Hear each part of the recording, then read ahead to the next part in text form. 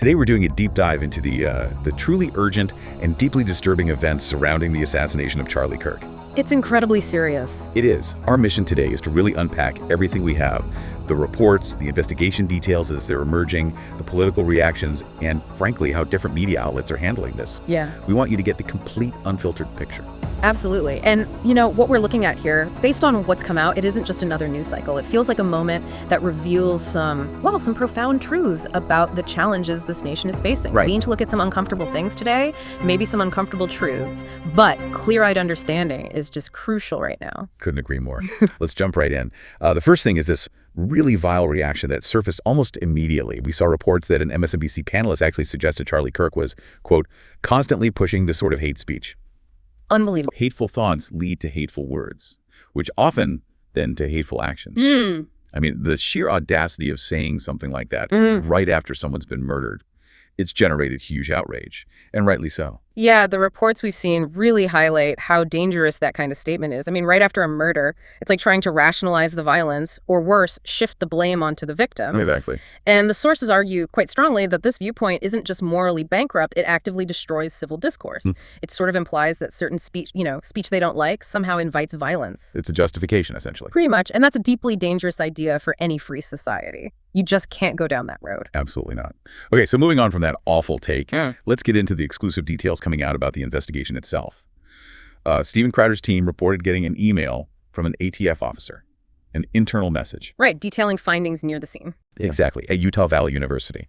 So the report lays out the hard facts. September 10th, 2025, around 12:24 p.m., Charlie Kirk shot and killed. He was there speaking for the American Comeback Tour in Orem, Utah. A public event. A public event. And the method, according to this ATF report, was one shot fired from an elevated spot, a rooftop, on an adjacent building. And then, crucially, surveillance video shows the suspect fleeing on foot. That suggests planning, doesn't it? Not random. Definitely points towards calculated. Yeah. And the weapon details seem to back that up. Yeah, the report says law enforcement found an older model, imported Mauser .30 A06 caliber bolt-action rifle. Powerful weapon. Very. And it was wrapped in a towel, stashed in a wooded area near the campus. What's significant, the report notes, is that the location seems to line up with the suspect's escape route. It's a pre-planned disposal, too. Looks like it. And the rifle itself, a high-powered, precise weapon. The fact that the spent cartridge was still chambered, plus 3 live rounds left. It all points to someone who was prepared, deliberate, not a crime of passion. Okay, now here's the detail from that report that is just absolutely critical. Chilling, really. The ATF email states, quote, all cartridges have engraved wording on them expressing transgender and anti-fascist ideology. Wow. Engraved on the cartridges themselves. Yes, directly on the ammo. And this comes straight from law enforcement, according to the report. It points directly, undeniably, to a specific ideological motive. That changes everything, doesn't it? The sources we've looked at are putting immense weight on this, those engravings. They argue it takes this crime completely out of the realm of random violence. Right. It points straight at a specific hateful motivation rooted in those named ideologies. Having those markings explicitly on the bullet, it's like a statement from the killer. A signature of sorts. Exactly. A signature that demands recognition. And just for clarity, anti-fascist ideology, or Antifa, is generally about opposing fascism, often through direct action against what they see as oppression. The sources are clear. Ignoring or downplaying this reported motive, that's just not acceptable. No, it's covering up the truth. And the investigation, obviously, it's full steam ahead. ATF, FBI, Utah State Bureau of Investigation, they're all on it. Emergency trace on the weapon, DNA, fingerprints. They're calling out all the stops. They are. The report also mentioned multiple people of interest have been contacted or detained based on eyewitnesses and video footage. Still looking for the primary suspect, but they're clearly working hard. Good. That's what needs to happen. Now, this leads us to Stephen Miller's reaction.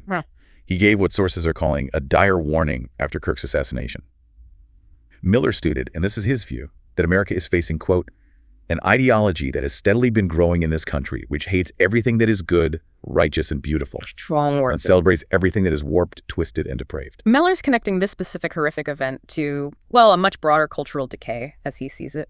It's a perspective we're seeing in some of the materials. This isn't just politics anymore. Yeah. He's framing it as a fundamental fight over values, an ideology in his analysis that literally celebrates destruction over creation.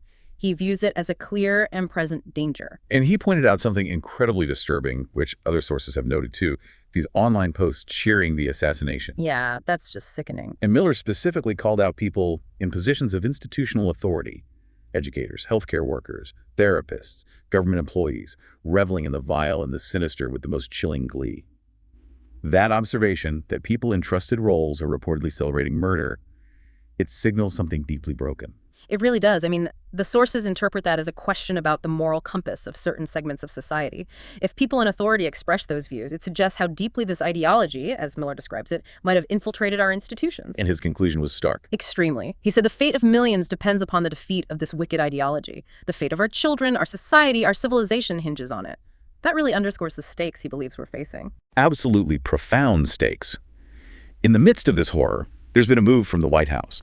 President Trump announced he will posthumously award Charlie Kirk the Presidential Medal of Freedom. The nation's highest civilian honor. Yes. That's a hugely significant recognition. It's given for exceptionally meritorious contributions to the U.S., to world peace, culture. Giving it to Charlie Kirk, well, the sources frame this as a powerful statement. A testament to his impact. Exactly. His impact on the national conversation, his work mobilizing young conservatives, his dedication. It shows how highly his life and legacy are recorded right at the very top. A fitting tribute, as the sources say. It is.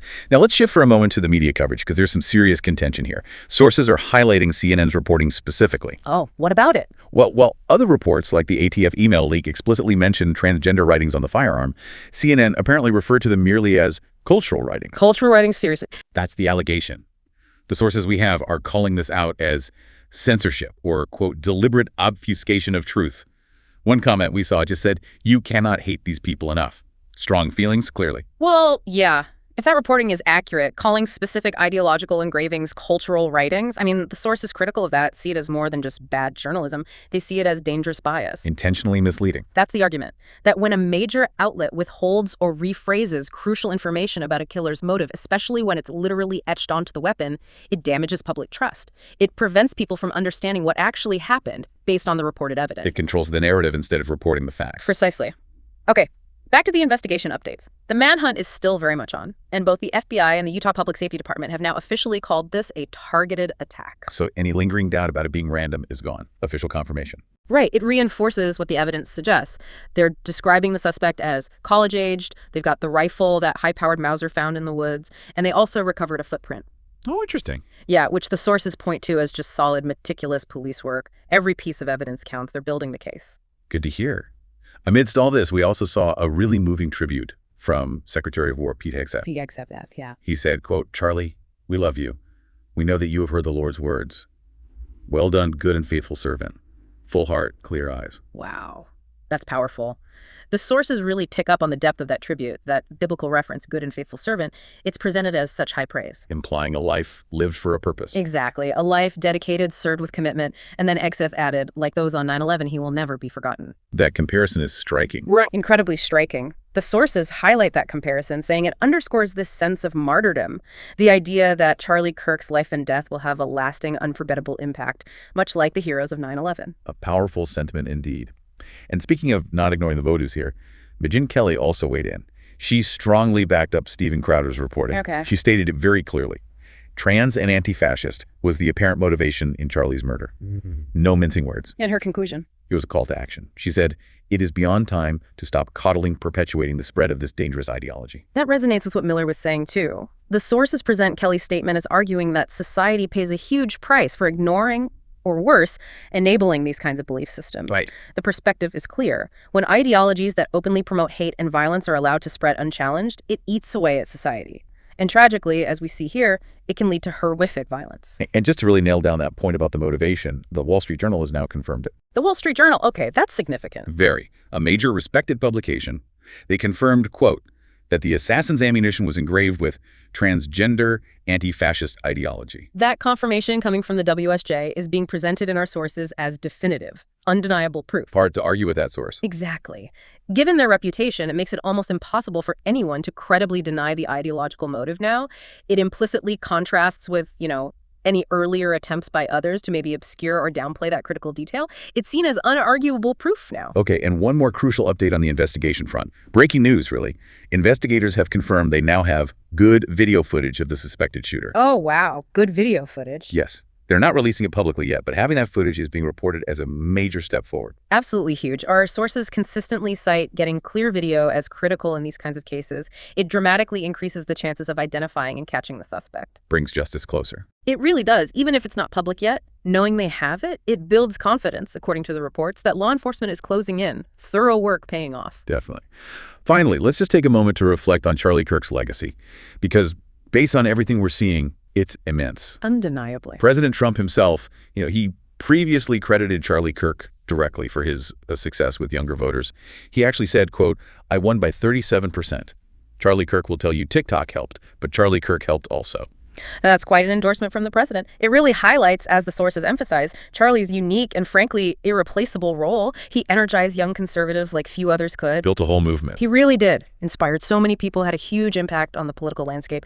And that's the profound tragedy here, isn't it? It's not just losing a voice, it's losing a leader who is still ascending. So much potential. Exactly. Many people believed, and the sources echo this, he would have been a president one day. That sentiment is out there. So his assassination leaves this massive void. A void in the conservative movement, yes, but also in the potential future leadership of America. Such a devastating loss.